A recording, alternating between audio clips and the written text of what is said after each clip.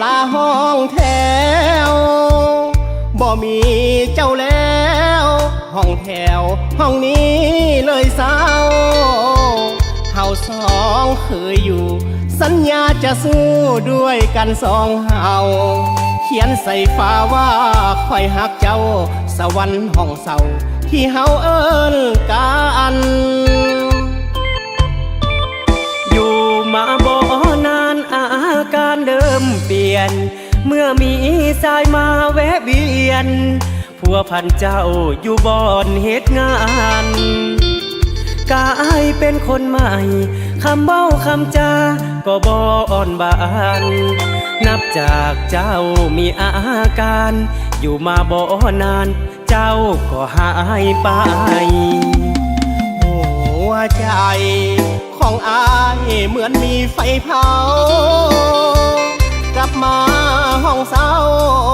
บ่มีเจ้าน้ำตาไหล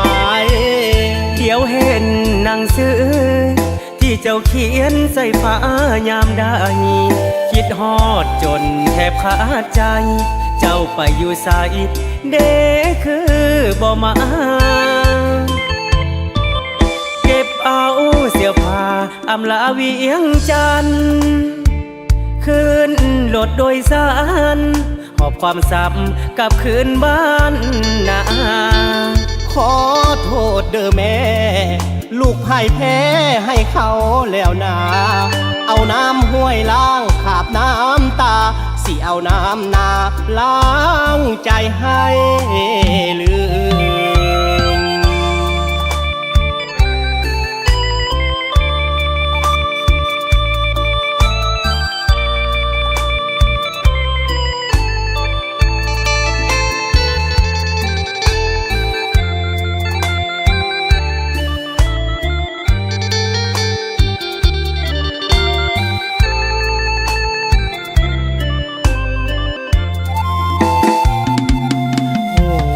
ใจของอายเหมือนมีไฟเผากลับมาห้องเศร้าบ่มีเจ้าน้ำตาไหลเดี๋ยวเห็นหนังสือที่เจ้าเขียนใส่ฟ้ายามใดคิดฮอดจนแทบขาดใจเจ้าไปอยู่ไสเด้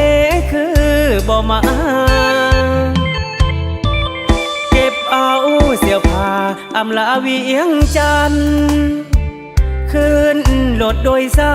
รหอบความสับกลับคืนบ้านนาขอโทษเด้อแม่ลูกพ่ายแพ้ให้เขาแล้วนาเอาน้ำห้วยล้างขาบน้ำตาสิเอาน้ำนาล้างใจให้ลื